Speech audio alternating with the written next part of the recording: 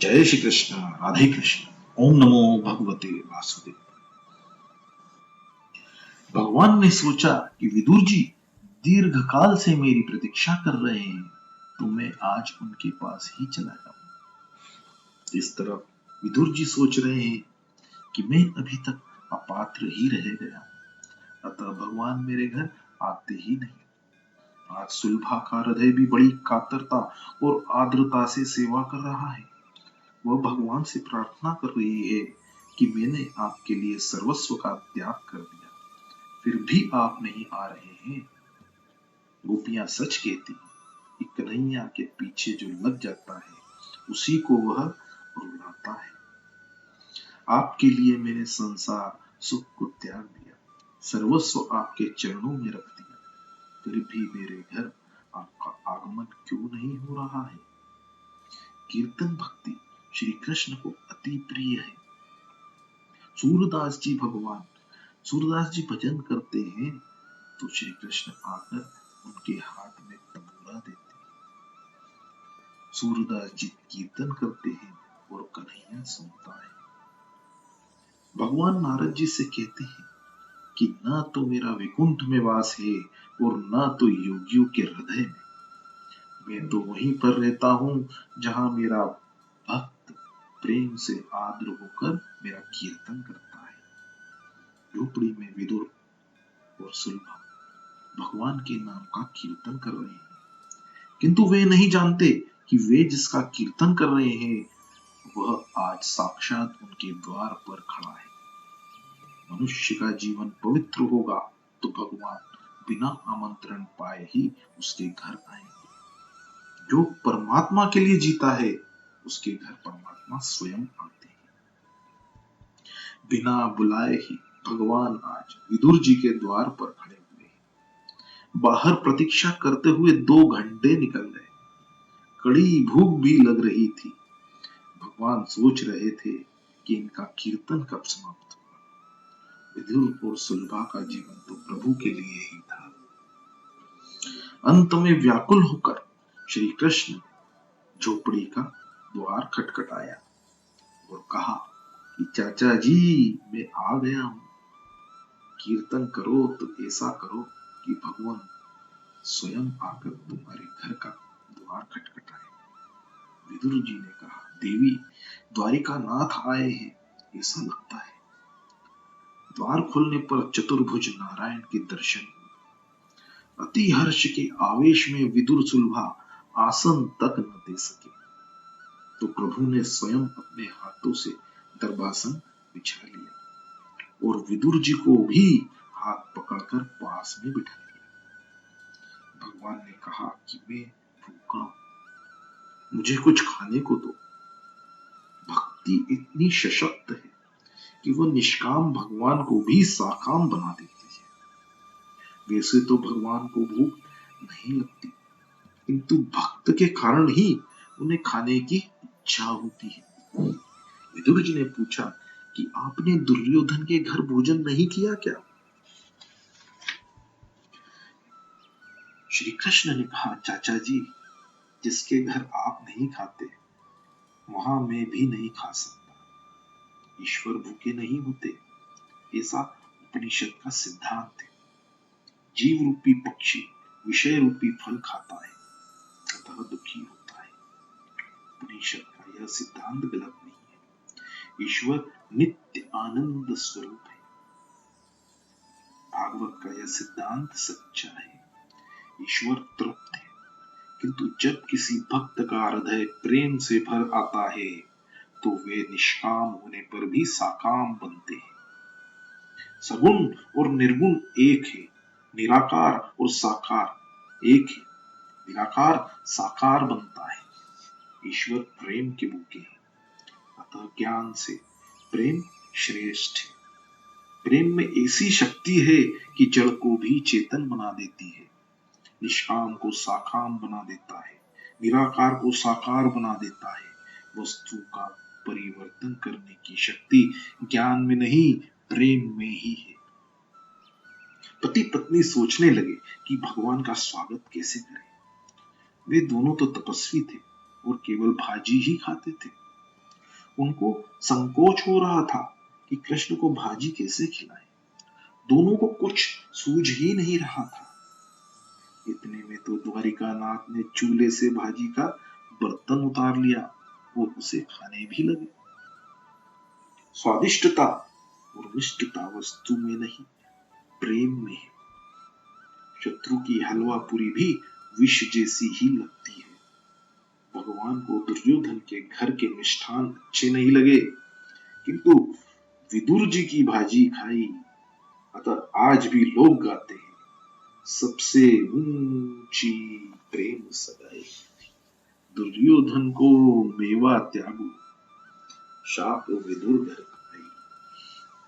सबसे ऊंची प्रेम सगाई, झूठे फल शबरी के खाए, बहुविधि प्रेम लगाए, सबसे ऊंची प्रेम सगाई। सुखदेव जी कहने लगे, राजन, संग का रंग मन को भी लगता है। मनुष्य जन्म से ही भ्रष्ट नहीं होता। जन्म के समय तो वह शुद्ध होता है। बड़े होने पर वह जिसके संग रहता है, उसी का रंग उस पर लगता है। कैसा संग होगा वैसे ही बनोगे। सत्संग से जीवन उजागर होता है और कुसंग से भ्रष्ट होता है। सोचिए कि बालक का जब जन्म होता है तो उस समय तो वह निर्व्यसनी होता है। उसमें तो कोई बुरी आदत होती ही नहीं और ना ही कोई अभिमान। बड़े होने पर जैसा संग मिलता है वैसा ही उसका जीवन बनने बिगड़ने लगता है। आम वृक्ष के चारों ओर बबूल लगाओगे तो आम नहीं मिलेंगे। विलासी का संग होगा तो मनुष्य विलासी हो जाएगा और विरक्त का संग होगा तो विरक्त हो जाएगा। चाहे सब कुछ बिगड़ जाए किंतु मन बुद्धि को मत बिगड़ने दो। दिल पर लगा दाग 3 जन्मों में भी शायद नहीं मिट पाएगा। संग का रंग मन को लगता है।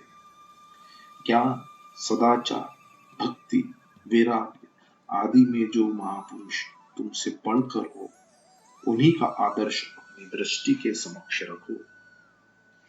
नित्य इच्छा करो कि भगवान शंकराचार्य सा ज्ञान, महाप्रभु जी जैसी भक्ति और सुखदेव जी जैसा वैराग्य मुझे भी मिले।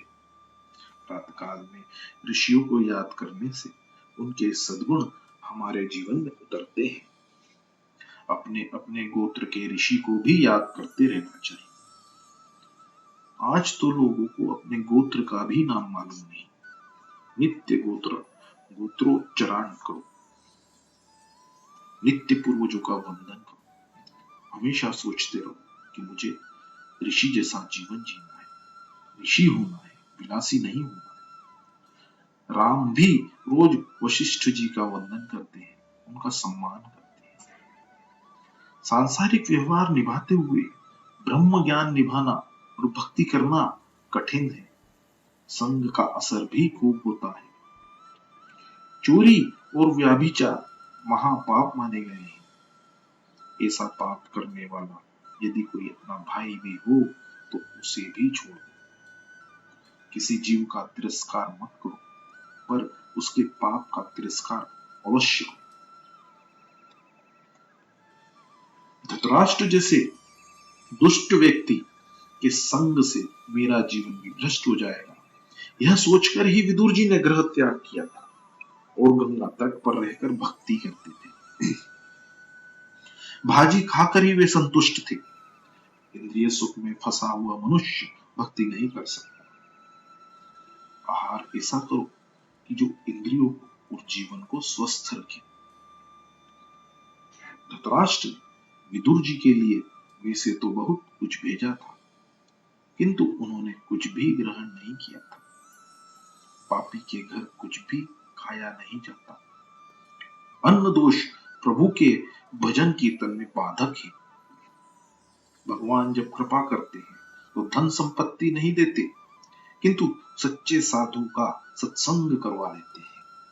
सत्संग ईश्वर कृपा से ही प्राप्त होता है, किंतु कुसंग में न रहना तो अपने ही हाथ की बात है, अपने ही बस की बात है।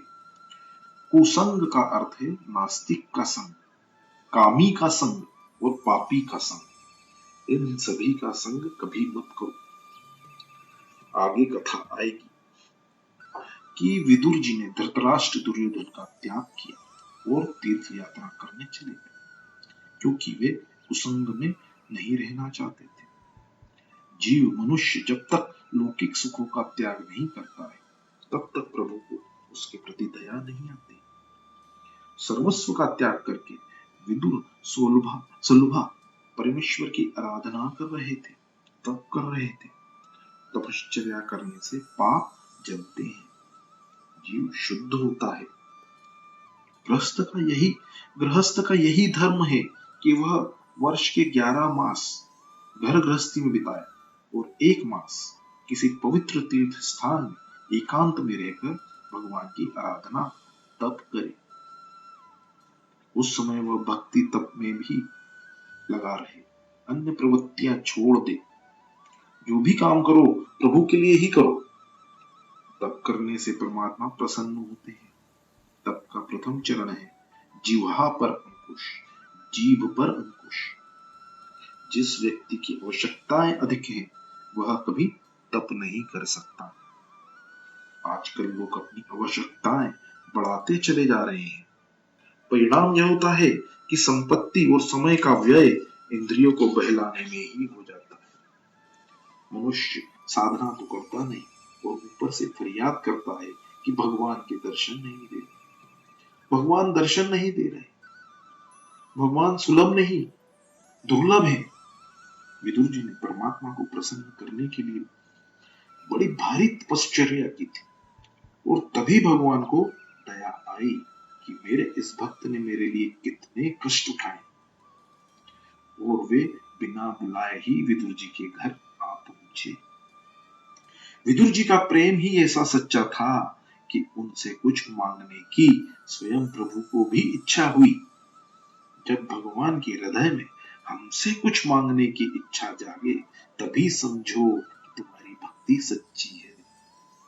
जहां प्रेम है, वहां से मांग कर भी खाया जा सकता है। प्रेम हो तो कन्हैया मक्खन मांगेगा। जहां प्रेम न हो, वहां से बिना मांगे मिलने पर भी खाने की इच्छा नहीं होती है। परमात्मा प्रेम के अधीन हो जाते हैं। जो ईश्वर के साथ प्रेम करने की इच्छा रखता है, उसे चाहिए कि वह जगत के साथ अधिक प्रेम ना करे। जगत के साथ न तो तिरस्कार करो, न उससे अधिक प्रेम करो। प्रेम करने के लिए पात्र है केवल ईश्वर, उसी से तुम अधिक से अधिक प्रेम करो। विदुर जी के घर परमात्मा का आगमन हुआ। विदुर जी और सुलभा की भावना तथा भक्ति सफल हो गई। ठाकुर जी ने उनके घर की भाजी का भोजन किया। सत्कार ऐसा करो कि बिना बुलाए भी भगवान आने की इच्छा करें। मैत्री समान व्यक्तियों से होती है।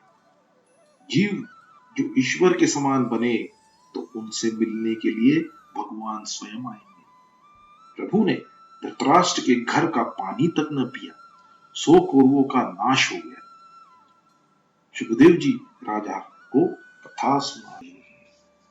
जय श्री कृष्ण, राधे कृष्ण। ओम नमो भगवते वासुदेवाय। जय श्री कृष्ण। जय श्री कृष्ण, राधे कृष्ण। ओम नमो भगवते